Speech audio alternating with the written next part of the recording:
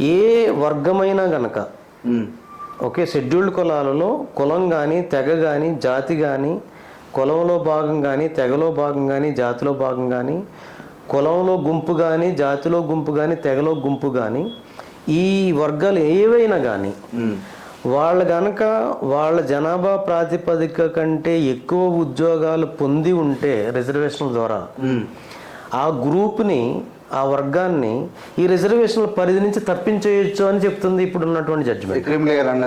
Creamy layer కాదండి, మొత్తం గ్రూప్నే తీసేయచ్చు అనమాట. మీరు చాలా కీలకమైన అంశం తెలియదు, ఈ పాయింట్ అసలు తెలియదు ఎవరికి.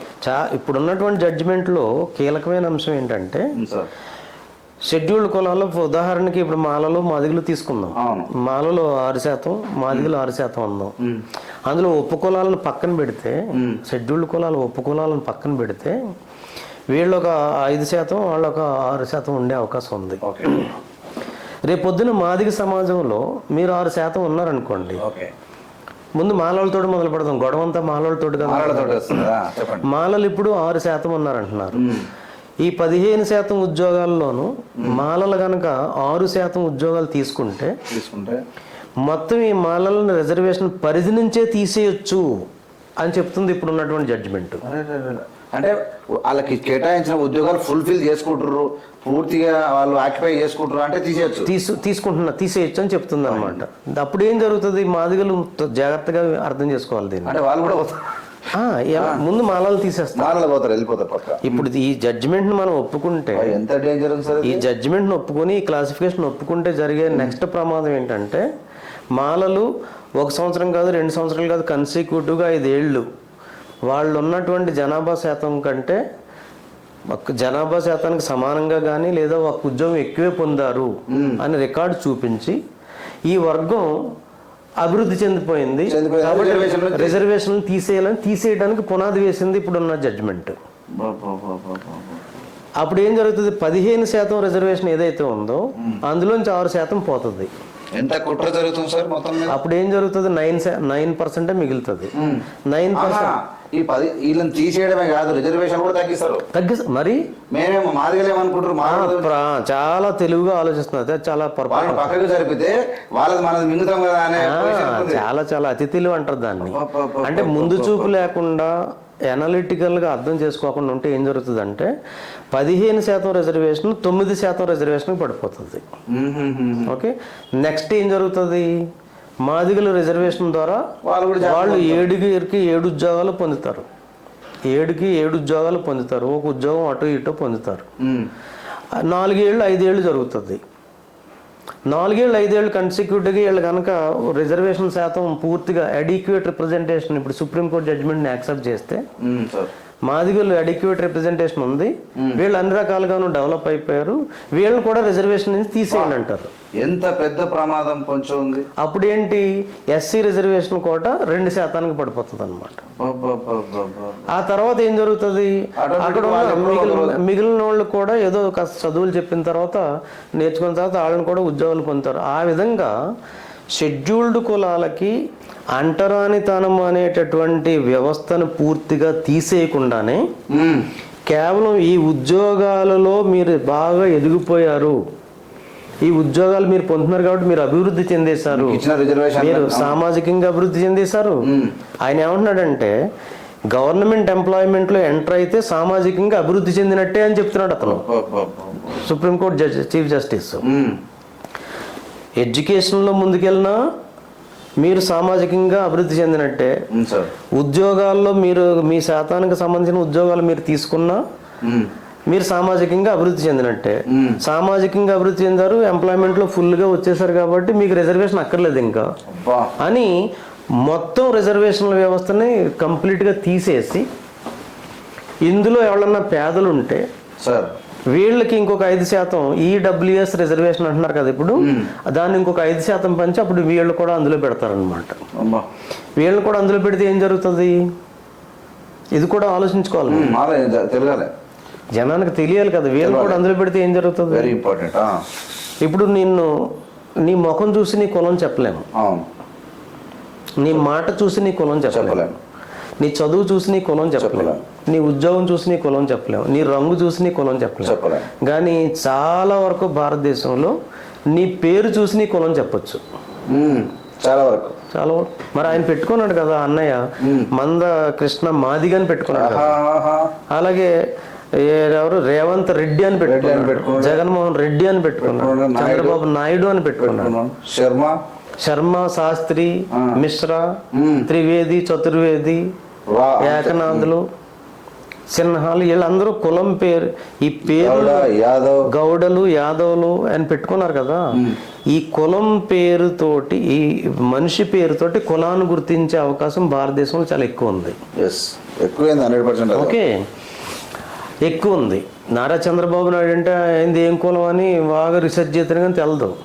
కానీ నారా చంద్రబాబు నాయుడు అనేటప్పటికి ఆంధ్రప్రదేశ్లో కమ్మ అని చాలా క్లియర్గా వచ్చేస్తుంది. జగన్మోహన్ అని ఆఫ్ చేస్తే ఎవరికి ప్రాబ్లం లేదు.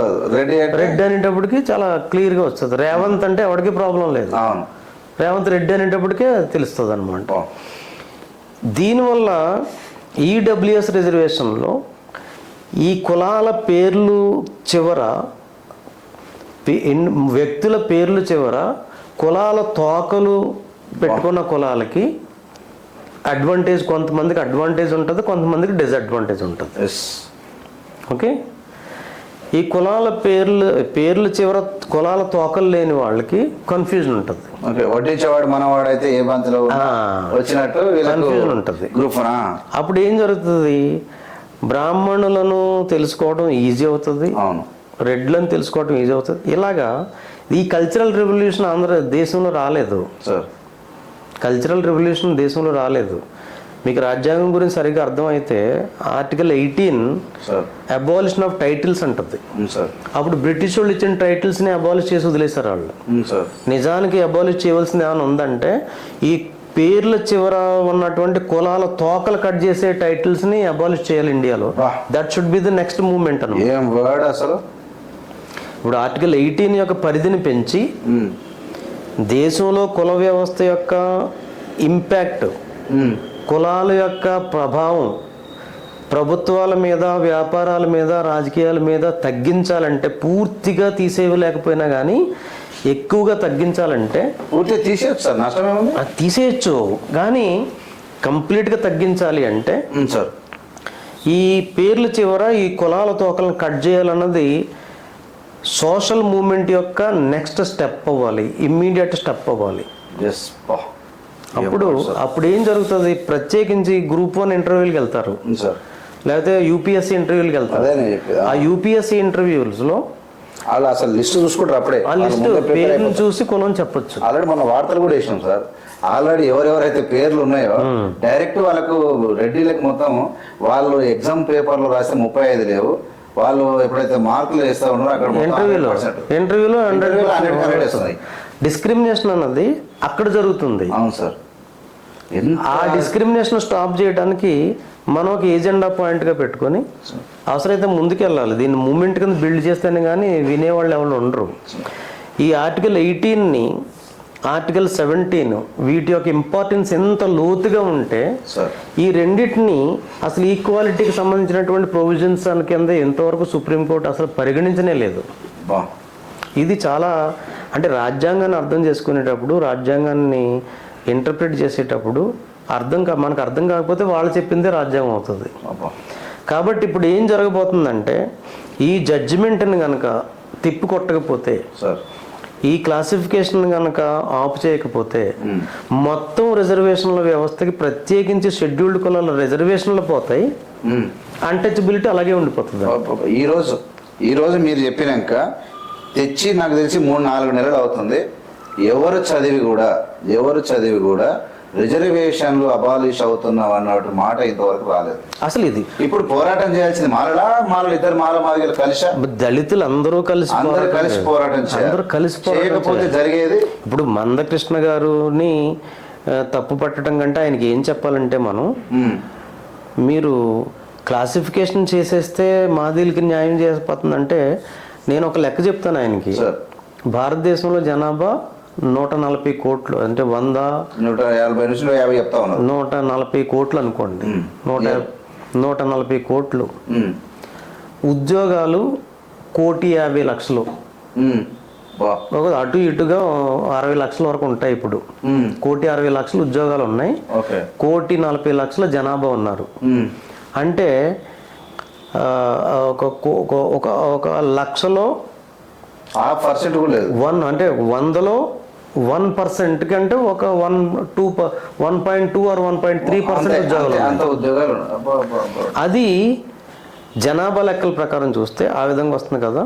నువ్వు మాదిగ జనాభా ఎన్ని కోట్లు ఉన్నారో నీకు తెలుసు. మాదిగ జనాభాలో 100కి 1 ఉద్యోగం వస్తుంది క్లాసిఫికేషన్ ద్వారా, గవర్నమెంట్ ఉద్యోగం. మిగిలిన 99 మంది గురించి నువ్వేం మాట్లాడుతున్నావు? జీరో. నువ్వేం మాట్లాడట్లేదు. మిగిలిన 99 మంది గురించి క్లాసిఫికేషన్ మందకృష్ణ గారు ఏం మాట్లాడట్లేదు. రోడ్డు పక్కన ఎండలో చెమట కార్చుకుంటూ ఆ బురదలో మురికినంతా కప్పుకుంటూ చెప్పులు కుట్టుకునేవాడు గురించి ఈయన ఏం మాట్లాడట్లేదు. అసలు ఆయన దాస లేదు.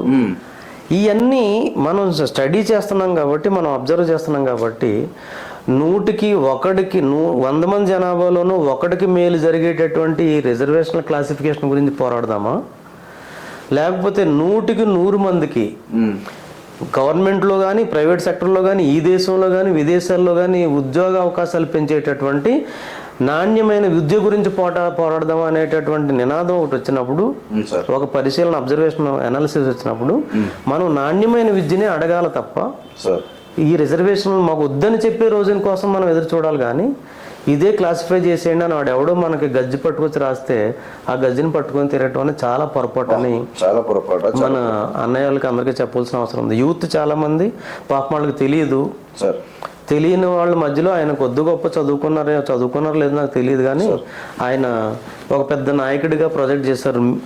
ఆయన నాయకుడు చేసింది ఎవరు? రాజకీయ పార్టీలు, సోకాల్డ్ సామాజిక కార్యకర్తలు, పత్రికలు, టీవీలే కదా ఆయన నాశనం చేస్తారు. వాళ్ళకి ఏం కావాలి? దళిత సమాజం చదువుకోకూడదు, దళిత సమాజం ఎదగకూడదు, దళిత సమాజం విద్యావంతంగా విజ్ఞానదాయకంగా మారకూడదు, వీళ్ళ జీవితాల్లో పరిపూర్ణమైన మార్పులు వస్తే వాళ్ళు మనకు అన్ని రంగాల్లోనూ పోటీ వస్తారు. ఇటువంటి ఆలోచన ఉన్న వాళ్ళు కొంతమంది ఉన్నారు. అలాగే ఉన్నత వర్గాల్లో కూడా అభ్యుదయ భావాలు, అన్ని వర్గాలు బాగుపడాలనే వర్గాలు కూడా ఉన్నారు. అందుకని అంబేద్కర్ చాలా స్పష్టంగా చెప్తాడు, మన ఉద్యమం బ్రాహ్మణులకు వ్యతిరేకంగా కాదయ్యా, బ్రాహ్మణ వాదానికి వ్యతిరేకంగా అని చెప్తాడు అనమాట. ఇది రెండో ఆస్పెక్ట్ సుప్రీంకోర్టు జడ్జిమెంట్లో. ఒకటి, అన్టచబిలిటీ లేదన్నది ఒక ప్రమాదం. రెండు, అన్టచబిలిటీ పునాదిగా కాకుండా కేవలం అడీక్వసీ ఆఫ్ రిప్రజెంటేషన్, ఉద్యోగాలలో ప్రాతినిధ్యం బేస్ చేసుకునే రిజర్వేషన్లో ఉంచాలా తీసేయాలి అన్నది అది పెద్ద డేంజర్. అది రిజర్వేషన్ వ్యవస్థకే అది వస్తుంది అనమాట. ఇవన్నీ అల్టిమేట్గా వెళ్ళి ఏం చేయదలుచుకున్నారంటే, వాళ్ళ యొక్క నినాదం, బీజేపీ యొక్క ఐడియాలజీ ఏంటంటే, ఒకవేళ రిజర్వేషన్లు అంటూ ఉంటే అది కులం ప్రాతిపదిక మీద, సామాజిక ప్రాతిపదిక మీద కాకుండా ఆర్థిక ప్రాతిపదిక మీద ఉండాలి అనేటటువంటి రిజర్వేషన్ వాళ్ళ వాదాన్ని అడ్డగోలుగా అమలు చేస్తున్నారు ఇప్పుడు. అది 10% ఈడబ్ల్యూఎస్ కోటా కింద అడ్డగోలుగా. ఇంకొక విషయం తెలుసుకోవాలి ఏంటి, ఈ రోజు పేదరికంలో ఉన్నారు మీరు, రేపు ఉంటారా పేదరికంలో అన్న దాని మీద గ్యారంటీ లేదు. ఈ పేదరికం అన్నది ఎప్పటికప్పుడు మారుతూ ఉంటుంది. అలాగే ఈ సంవత్సరంలో ఉద్యోగాల్లో 2 ఉద్యోగాల మాలలకు రావచ్చు, 5 ఉద్యోగాల మాదిగలకు రావచ్చు. నెక్స్ట్ రిక్రూట్మెంట్లో 5 ఉద్యోగాల మాలలకు రావచ్చు, 2 ఉద్యోగాలే మాదిగలకు రావచ్చు. ఎప్పుడు అన్ని కులాలకి సమానంగా రావు ఉద్యోగాలు. ఒక సందర్భంలో కులం వాళ్ళు ఎక్కువ చదువుకుంటే వాళ్ళకి వస్తే, ఒక సందర్భంలో బెస్ట్ ఎగ్జాంపుల్ అసలు ఆ విషయం మీరు చెప్పిన అనేకమైన విషయాలన్నీ కొత్త విషయాలు.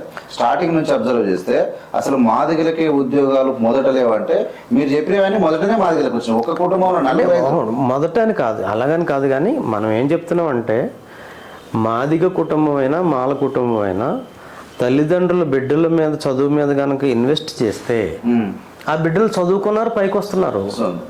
ఇప్పుడు రాజ్యాంగం వచ్చిన తర్వాత, రాజ్యాంగం రాకముందు కుల వివక్ష ఉంది విచ్చలవిడిగా. రాజ్యాంగం వచ్చిన తర్వాత రాయితీలు ఇస్తున్నారు కదా, ఏజ్ రిలాక్సేషన్ మాలలకి మాదిగలకి ఒకటే, ఫీజు రిలాక్సేషన్ మాలలకి మాదిగలకి ఒకటే, నంబర్ ఆఫ్ అటెంప్ట్స్ రిలాక్సేషన్ మాలలకి మాదిగలకి ఒకటే. ఓకే, స్కాలర్షిప్లు మాలలకి మాదిగలు ఒకటే, హాస్టల్ అడ్మిషన్ మాలలకి మాదిగలు ఒకటే, అన్ని విధాలుగాను స్టేట్ డిస్క్రిమినేషన్ కూడా లేదు ఇక్కడ, ఎక్కడ లేదు. అలాగే మాలలు మాదిగలు అనగదొక్కే అవకాశం మాలలకి ఎక్కడ రాలేదు. వీళ్ళు సీఎంలు అవ్వలేదు, పిఎంలు అవ్వలేదు, యూపీఎస్సీ ఏపీఎస్సీ చైర్మన్లు అవ్వలేదు. లేదు, ఆయన ఒకరిద్దరు చాలా పర్ఫెక్ట్ గా పనిచేస్తారు, పాజిటివ్ గా పనిచేస్తారు, పైకి తీసుకురావడానికి పనిచేస్తారు. సంజయ్ గారు ఉన్నారు, మాదిగలకు లిడ్ క్యాప్ తీసుకొచ్చారు 1962లోనే. మాలలకు ఏం తెలియదు, మరి తన జాతికి ఇక్కడ స్వార్థం ఎక్కడ కనిపించలేదు అక్కడ. అంటే అది ఇప్పుడు అబద్ధాలు ప్రచారం చేయాలంటే దానికి లిమిట్ లేదు కదండి. లేకుండా అబద్ధాలే చాలా పెద్ద అబద్ధాలు ప్రచారం చేసి వీళ్ళ యొక్క చైతన్యాన్ని నాశనం చేయాలి, వీళ్ళ యూనిటీ మీద దెబ్బ కొట్టాలి, వీళ్ళు రాజకీయంగా ఎదగకుండా చూడాలి అని 100% సక్సెస్ అయ్యారు వాళ్ళు. 100% సక్సెస్ అయ్యారు. ఇప్పుడు ఏజెండా వాళ్ళు ఫిక్స్ చేస్తున్నారు, దాని వెనకాల మనం పరిగెడుతున్నాం. మన ఉద్యమం ఎప్పుడు సక్సెస్ అవుతుంది, ఈ దళితులు ఎప్పుడు బాగుపడతారంటే ఏజెండా మీరు ఫిక్స్ చేయండి, అదే ఏజెండా మీద మీరు పనిచేయండి. అంతేగాని చంద్రబాబు నాయుడు గారు లేకపోతే నరేంద్ర మోడీ గారు ఫిక్స్ చేసిన ఏజెండాకి మనం రెస్పాండ్ అయితే కూర్చుంటే ఏజెండా వాడు ఫిక్స్ చేస్తాడు, వాడికి అనుకూలంగా వాడి అవసరాల ప్రకారం మనం ఆ ఏజెండా మీద రోడ్లకి ఎక్కి కాలిపోతాం, నాశనం అయిపోతాం తప్ప ప్రయోజనం ఉండదు. ఇది క్లుప్తంగా చెప్పాలంటే 2 అంశాలను మనం వ్యతిరేకించవలసింది. ఒకటి క్లాసిఫికేషన్, రాజ్యాంగం క్లాసిఫికేషన్కి అవకాశం ఇవ్వలేదు. నంబర్ 1 రాజ్యాంగం అసలు రాజ్యాంగం 3 మార్పులకి అవకాశం ఇచ్చింది. ఆర్టికల్ 341లో క్లాజ్ 2 పార్లమెంటు ఈ లిస్టులో ఏమాత్రం షెడ్యూల్డ్ కులాల లిస్టులో ఏదైనా మార్పులు చేర్పులు చేయాలంటే ఏ మార్పులు చేర్పులు చేయాలి అన్నది చెప్పింది రాజ్యాంగం, ఎలా చేయాలన్నది చెప్పింది, ఎవరు చేయాలన్నది చెప్పింది. ఈ 3 మాటలు చెప్తే పైన చెప్పిన విధంగా తప్ప ఇంక ఏ విధమైన మార్పులు చేయకూడదని కూడా చెప్పింది. 4 విషయాలు చెప్తుంది. అసలు ఈ పాయింట్ క్యాచ్ చేయాలని చాలా ఇంపార్టెంట్. ఒకటి ఏంటంటే ఎవరు చేయాలి మార్పులు చేర్పులు చేస్తే ఒక పార్లమెంట్ మాత్రమే చేయాలి. ఏమి మార్పులు చేయొచ్చు, ఒక కులాన్ని ఆ లిస్టులోంచి తీసేయవచ్చు, ఏ కులాన్ని చేర్చవచ్చు. అది 2వ పాయింట్. ఓకే, 3వ పాయింట్ ఏంటి, అది చేసేటప్పుడు ఒక చట్టం ద్వారా చేయాలి, చట్టం ద్వారా చేయాలి. 4వ పాయింట్ ఏంటి, ఒక కులాన్ని చేర్చటము లేదా తీసివేయడం అనే మార్పులు తప్ప ఇక ఏ విధమైన మార్పులు చేయకూడదు. అది చాలా ముఖ్యమైన అంశం అన్నమాట. ఇది పార్లమెంటుకి రాజ్యాంగం ఇచ్చినటువంటి అధికారాన్ని ఇప్పుడు ఈ సుప్రీంకోర్టు జడ్జిమెంట్ స్టేట్స్కి డెలిగేట్ చేస్తుంది. అంటే వాళ్ళకే లేని అధికారాన్ని వీళ్ళకి ఇస్తుంది అనమాట. పార్లమెంటుకి కూడా లేని అధికారాన్ని ఏ అధికారం లేదు పార్లమెంటుకి. వర్గీకరణ చేసే అధికారం పార్లమెంట్ కూడా లేదు, అది రాష్ట్రాలకు ఇస్తుంది. తర్వాత పార్లమెంటే సార్ ఇక్కడ సుప్రీంకోర్టు ఇస్తున్నది. అదే కదా నేను అనుకుంటా, సుప్రీంకోర్టు ఇచ్చిన జడ్జిమెంట్లో అనేక తప్పులు ఏంటంటే పార్లమెంటుకు లేని అధికారాన్ని రాష్ట్రాలకు ఇవ్వటం. అవును సార్. పార్లమెంటు చేయవలసిన పని పార్లమెంట్ మాత్రమే చేయవలసినటువంటి పనులు రాష్ట్రాలకు ఇవ్వటం. అసలు అంటే యాక్చువల్గా ఇప్పుడు పార్లమెంట్ దగ్గరికి పోనేది. అసలు యాక్చువల్గా కాస్తో కూస్తో రైట్ ఉంది, హక్కు ఉందంటే పార్లమెంట్ చేయాలి. పార్లమెంట్కి హక్కు ఉందని ఒప్పుకోవటంలో చాలా తప్పు చేస్తున్నారు విశ్లేషణ. అంటే పార్లమెంట్కు హక్కు అంటే మేము ఏమంటాం, 2 పనులు చేయడానికే వర్గీకరణ అనేది రాజ్యాంగంలో లేదు. వర్గీకరణ చేయడానికి అసలు హక్కు సుప్రీంకోర్టుకు లేదు, సుప్రీంకోర్టుకి లేదు, పార్లమెంట్ లేదు, ఎవరికీ లేదు. ఫస్ట్ క్లియర్ అది అందరికీ. అయితే మరి సుప్రీంకోర్టు ఇంత పెద్ద ఎత్తున బహిరంగంగా మీలాంటి మేధావులు ఉన్నారని తెలిసి కూడా, ప్రపంచ దేశాలు అబ్జర్వ్ చేస్తున్నారని తెలిసి కూడా, అంటే ఆ జడ్జిమెంట్ను 564 పేజీలుగా కన్వర్ట్ చేసి దాన్ని మాయ చేసిర్రా, ఏం చేసిర్రా? ఇప్పుడు ఏంటంటే వాళ్ళు చెప్తా ఉంటే మనం ఎక్కడున్నాము, ఏడ నిద్రపోతా ఉన్నాం, అసలు ఏం జరుగుతుంది మీరు చెప్పే వరకు అసలు తెలియదు. ఇప్పుడు ఏంటంటే ఇది మాకు రాజ్యాంగాన్ని అమెండ్ చేయడానికి కొన్ని అమెండ్మెంట్ ప్రొసీజర్లు ఉన్నాయి. కొన్ని ప్రొవిజన్స్, కొన్ని సూత్రాలు, బేసిక్ స్ట్రక్చర్ అన్నది ఒకటి ఉంటుంది రాజ్యాంగానికి. ఆ బేసిక్ స్ట్రక్చర్ని అమెండ్ చేయకూడదని సుప్రీంకోర్టే చెప్పింది.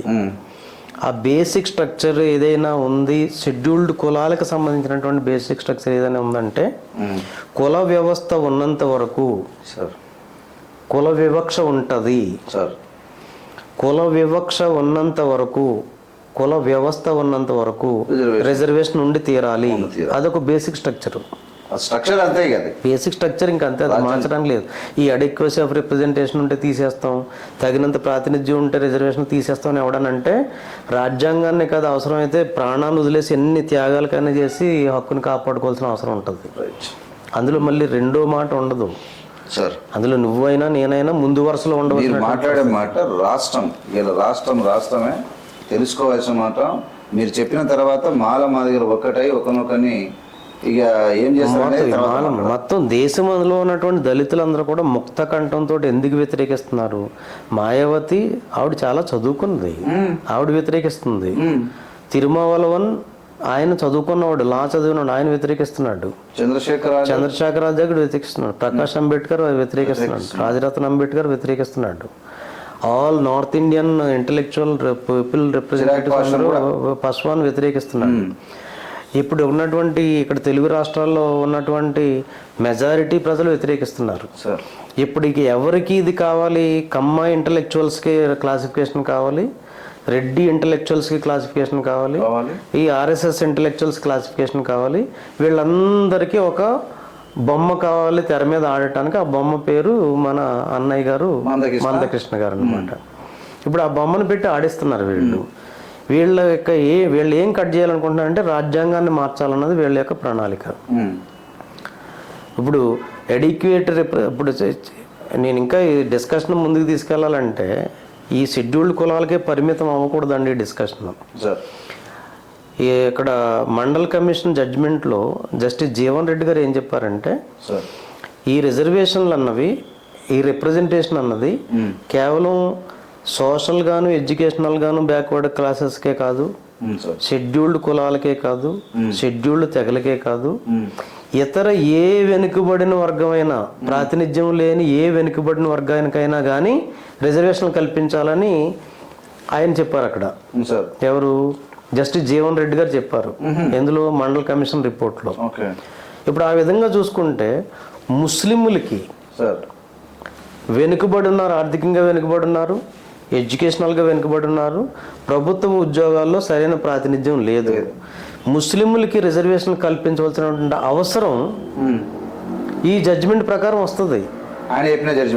ఏది? జస్టిస్ జీవన్ రెడ్డి మండల్ కమిషన్ జడ్జిమెంట్లు ఇచ్చినటువంటి జడ్జిమెంట్ ప్రకారం ముస్లింల రిప్రజెంటేషన్ తక్కువ, ఏది గవర్నమెంట్ ఉద్యోగాల్లో, వాళ్ళకి ఎడ్యుకేషన్లో తక్కువ, సోషల్ ముస్లింల్లో కూడా చాలా మంది సోషల్ బ్యాక్వర్డ్నెస్ కులం అక్కడికి వెళ్ళింది. కాబట్టి కులం ఉన్నా లేకపోయినా ముస్లింలను ఒక వర్గంగా చూసుకుంటే, మతాన్ని పక్కన పెడితే, ఎందుకంటే ఆర్టికల్ 15 అది కూడా చెప్తుంది రిలీజన్ బేస్ మీద డిస్క్రిమినేట్ చేయకూడదు. రిలీజన్ బేస్ మీద డిస్క్రిమినేట్ చేయకూడదు అంటే ముస్లింలు అనే ముద్రతోటి వాళ్ళు మీకు ఇవ్వమని అనే హక్కు వీళ్ళకి లేదు, మనకు లేదు. రిజర్వేషన్ అంటే మత ఆధారంగా రిజర్వేషన్ రావన్నటువంటి ఒక అంశం ఉందంట. లేదు, మతం ఆధారంగా రిజర్వేషన్ రాదు. మతం ఆధారంగా ఏ రిజర్వేషన్ రాదు. ఏ రిజర్వేషన్ రాదు. కులం ఆధారంగా ఏ రిజర్వేషన్ రాదు. ఈ మైనారిటీలకు ఎలా, ఈ ముస్లింలకు ఎలా ఇవ్వచ్చు అంటారు? ముస్లింల్లో బ్యాక్వర్డ్ క్లాసెస్ ఉన్నారనమాట. ఇప్పుడు ఏంటంటే ఎస్సీలు కానీ బీసీలు కానీ ముస్లింల్లోకి వెళ్తే వాళ్ళు ఈ గ్రూప్ కింద పెట్టారు.